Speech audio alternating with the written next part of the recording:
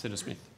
Just at page 4 of the document you provided to us, Clerk, there's a figure under Joint Standing Select. It says staff costs for the year 2015 to 16. It says 719. I think that should be... No, it's actually a correct figure, Chair. I asked Senator, I asked the same question. That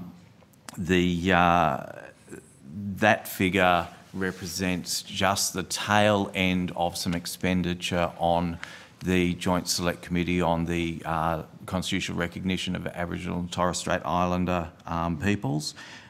We didn't look after any joint standing committees or select committees in that subsequent, the rest of that year. So to be clear, it's $217,860 for 2014-15 and $358,071 for 2016-17, but just 719.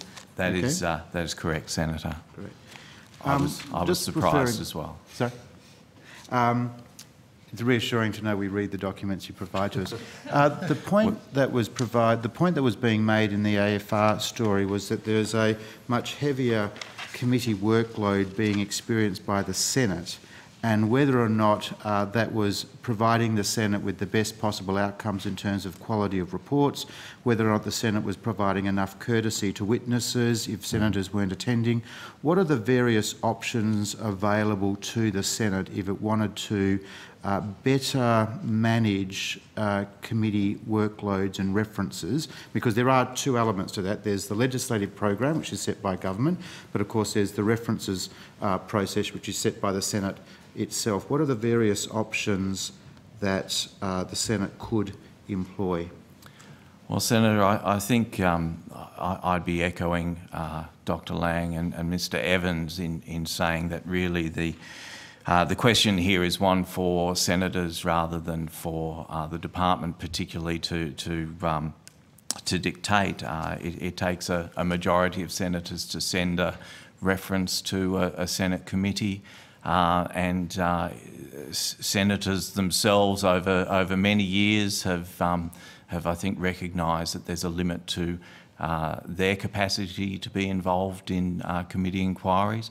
We certainly have employed some additional staff this year, as we have as the level of committee activity has increased over the last 6 or 7 years. We do that to make sure that we can respond to the demands of senators and the Senate itself. But any question about the proper way of filtering or prioritising or sorting out questions of the merit of different matters coming to Senate committees is really a question for senators themselves.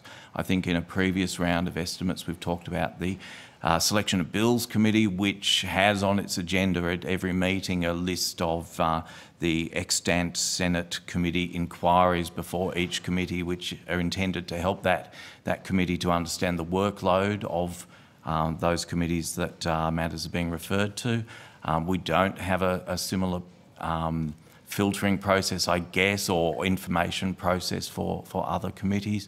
One of the things I'm intending to do is take the format of the committee information that we've given to this committee this week and turn it into a handy web page so that people will be able to have their attention drawn to the level of committee activity, the number of references before different committees at any stage, and senators may wish to use that to help them decide on their priorities.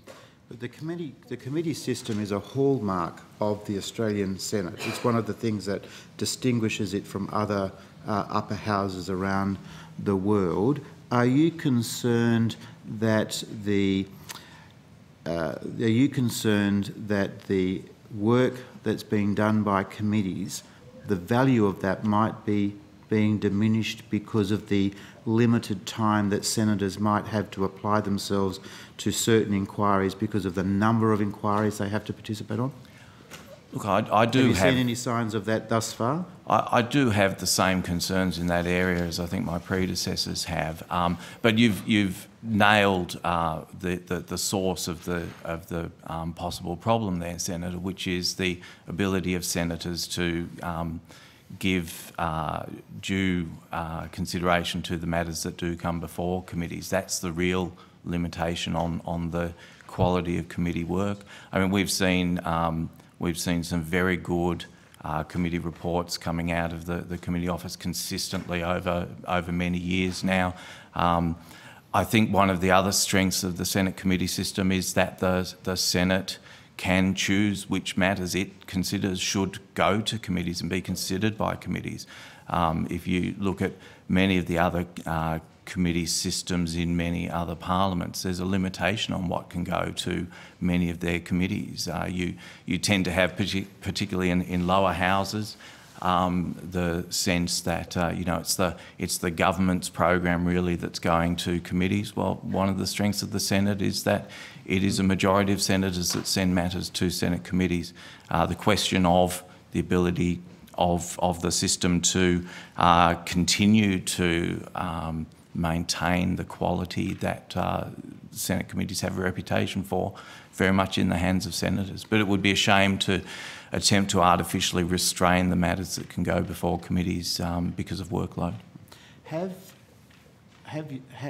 Have you or other officials in the Department of the Senate have concerns been shared with you by people outside of the Senate about the quality of reports, or concerns about appearing at Senate committee hearings when there have been very, very few senators in attendance? Have any concerns been raised with you or other officials? I don't know that the pattern of feedback in that area has changed very much in the last 5, 6 or so years, Senator. We are always concerned about what I guess we loosely called witness fatigue. If witnesses are being invited along to talk to Senate committees about the same topics time and again, it can be very difficult for them to respond. And obviously where committees have very short time frames, that can be very difficult as well. For senators who have to travel great distances from Western Australia or Northern Territory, and Senator Dodson, for example, from Broome in the far north of Western Australia, is the Senate putting its mind to greater utilisation of video conferencing to reduce travel costs, to increase flexibility for senators to participate? Indeed, Senator. The Parliament more broadly is looking at that. We now have a video conferencing facility set up in 2 committee rooms here, which are intended to certainly bring witnesses in and can be used as well to bring senators in from remote locations, from electorate offices and so forth.